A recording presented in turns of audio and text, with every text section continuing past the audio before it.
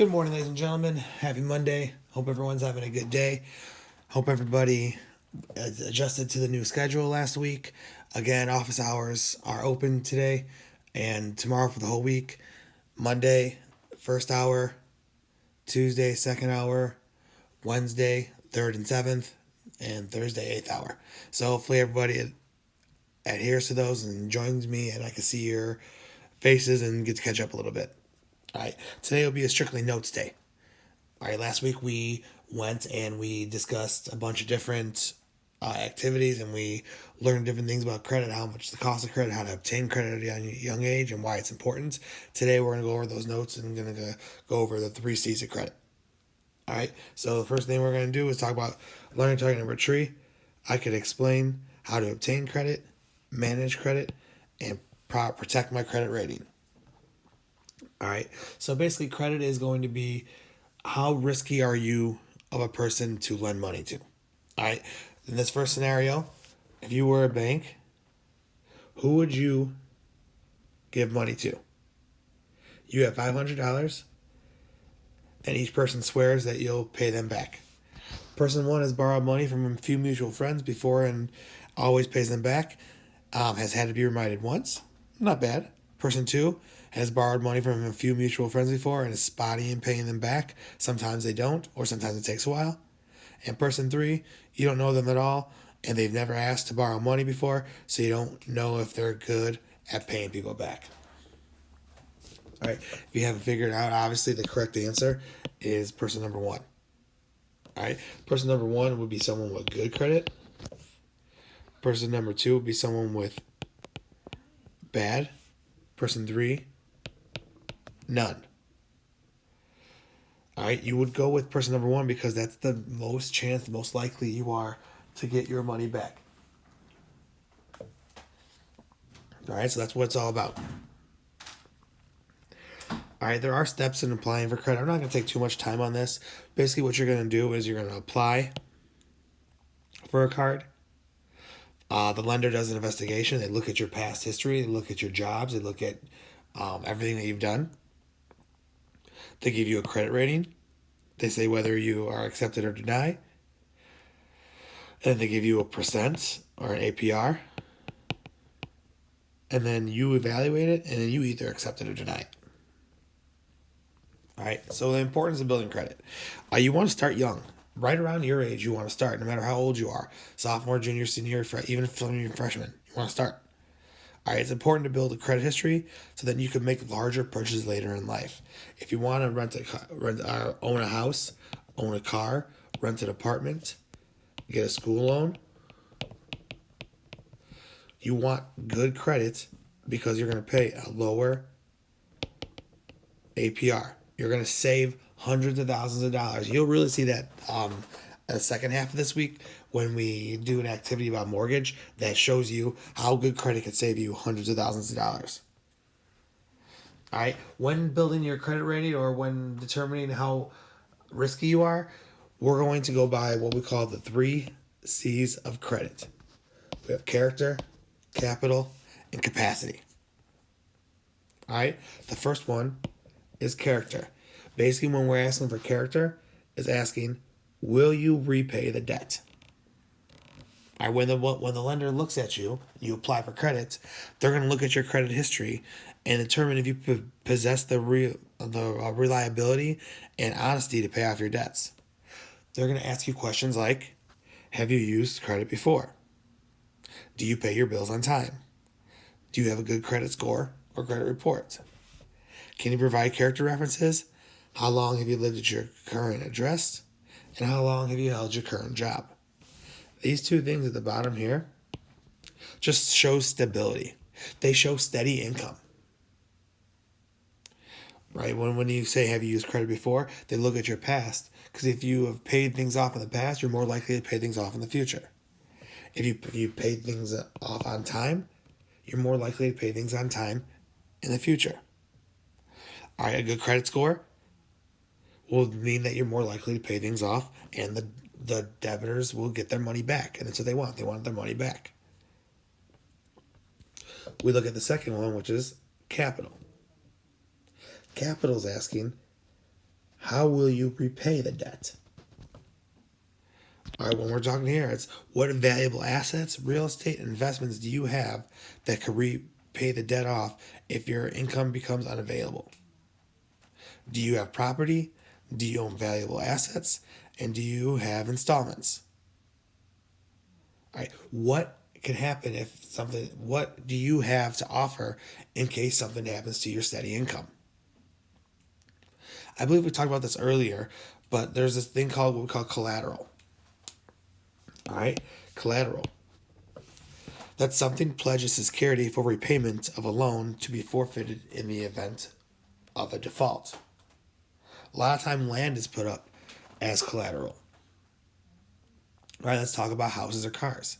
If you own a house, you most likely, unless you're paying cash, you would take out what we call a mortgage. So technically the bank owns your house. You borrow money from a bank and you own the house. So the bank pays for the house. You make payments on the bank. But the house is your collateral. If you don't pay your loans every month, you don't pay your mortgage, the bank then takes your house. Just like cars. Most of the time, people don't have enough money just to pay for cars up front. So what they do is they take loans out from banks. If you don't pay your car note, which is your car loan, the bank then takes your car away. If you don't pay, you forfeit that item. Now, things like college education, what you do is you could put something like land or something up for collateral because it's not something physical that they could take away. Right? Collateral could be a bunch of different things. All right? The last thing that we're talking about is capacity. Right? Can you afford to pay off this debt? Have you been working regularly in the occupation that is likely to provide enough money to repay or to repay off the debt? This is all about having a job. Do you have a job? What is your salary? Do you have other debts? Do you have other loans? What are your current living expenses? Do you have any dependents? How many? So basically this is saying you can't buy a $3 million house if you only make $50,000 a year. That's just not realistic. You have to show that you make enough money. Usually when you go in and you want a mortgage, you want to buy a house, you want to borrow money to buy a house, the bank will go and they will do a credit investigation. All right, they will say, all right, we either accept or deny you. And if they accept you, they will give you an amount of money based on your capacity. How much do you make? They'll say, all right, fine, you make this much. You could buy a house for $425,000. Up to. That means they'll approve a loan for a house for $425,000. Yeah, sometimes it's lower. If the bank won't give you a high amount if you have a bad credit score, if you don't make a lot of money, if you haven't shown to pay off your debts. Or if you already owe a lot of money, you can't just buy 6 houses. All right, the bank will be like, whoa, whoa, whoa. You have to pay all these other mortgages. How are you going to give us more money and you only make X amount of money? All right, that's what it's about, capacity. Capacity to me is the biggest one. All right, we're going to go over a couple things real quick about what you've done in the past. All right, how to build positive credit history. This is what you should be doing right now to build a positive credit history. All right, establish a steady work history early. Don't go from job to job. Don't no call, no show your jobs. All right, make frequent deposits. Deposit money into your bank so the bank can see that you have money. All right, get a good savings so then your savings can be used as collateral. And we'll talk about collateral. You should have talked about a secure credit card earlier where you put money up for collateral right away. All right, you want to pay credit card bills on time and in full during the grace period. Don't have too many open lines of credit. And don't bounce checks. All right, things that you want to avoid that if they happen will be negative marks and will lower your credit score. Bouncing checks. Remember, bouncing checks is if you write a check for more money than you have in your account. Someone tries to cash it, you don't have it, that's a bounce check.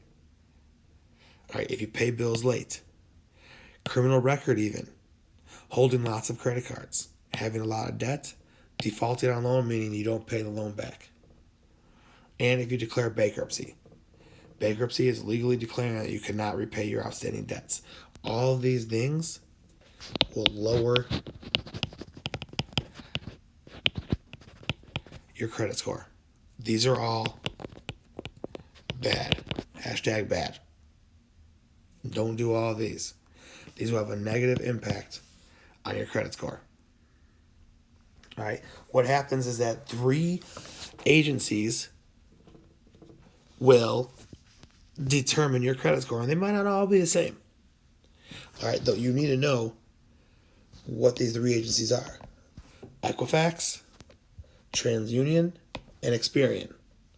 These 3 agencies will give you a number.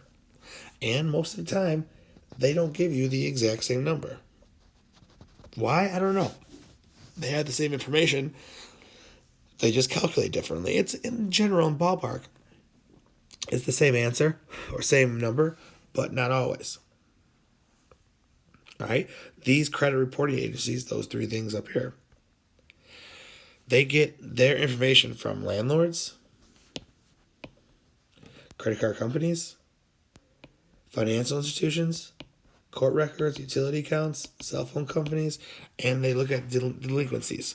They look at all of these and they determine a number to give you. And it's not a regular number like 0 to 10 or 0 to 20. It's a very specific number. All right? Credit scores range from 300 to 850. And as you see, the higher you get, the better odds you get. The higher you get, the lower APR you get. The higher you get, the better, the more money you could borrow. That means you get better things. It will save, the higher the score,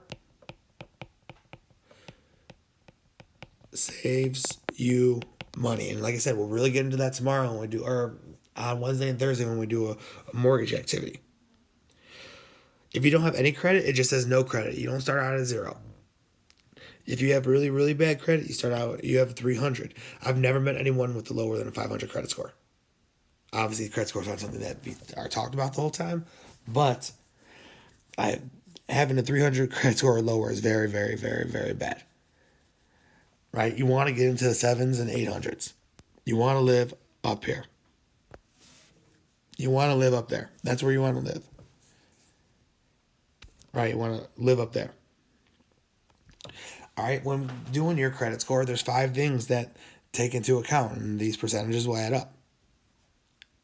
All right, your payment history is 35%. Do you pay things on time? Your credit utilization is 30%. Inquiries of new credit is 15%. Your credit mix is 10%, and the length of credit is 10%. All right, all those things factor in to your credit score. All right, when you have a credit report, this is how you read it. All right, one of the 3 credit agencies is going to be on top. For this report, it's Experian. All right, then will come the negative credit items. Then will be the positive items.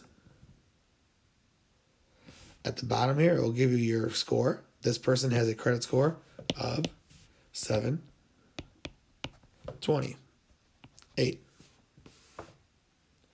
And then at the bottom here is a summary. This summary will give you a summary of what you have open. All right, installment credit and revolving credit mortgages. Are they in good standing, bad standing? That's how you read it. Those are things on a credit score that will tell employers or tell people how well or what your score is. All right, last thing in your credit card statement, there's just certain things how to look for in a credit card statement. All right, remember your minimum payment is right here. Please never, ever, ever, ever, ever pay the minimum payment. The minimum payment is something that the banks want you to pay so they could charge you more interest. Never pay the minimum payment. Your credit line is over here. So this person's credit line is $1,200. They have up to $1,200 to spend. As you see, they've already spent 125, basically 126. So 1,200 minus 126. Well, when you do the math, they have left $1,074. And you see here, credit available, that's what it would say. All right, your transactions are all right here. What you've paid, what you've spent. Your previous balance on your last account is right there. And then your APRs are down here. Remember, you can avoid APRs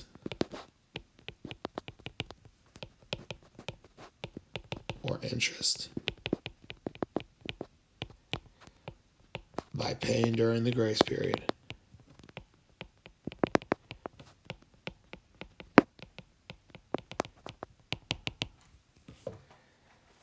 All right, that's learning target number 3. All right, when we come back next time we do notes, we'll do learning target number 4 and 5, and we'll get that all knocked out of the way. All right. Thank you very much for listening and watching today. No activities, no assignments. Please make sure you go through your notes, get all the notes down, and we'll see you on Wednesday or Thursday. Have a great day.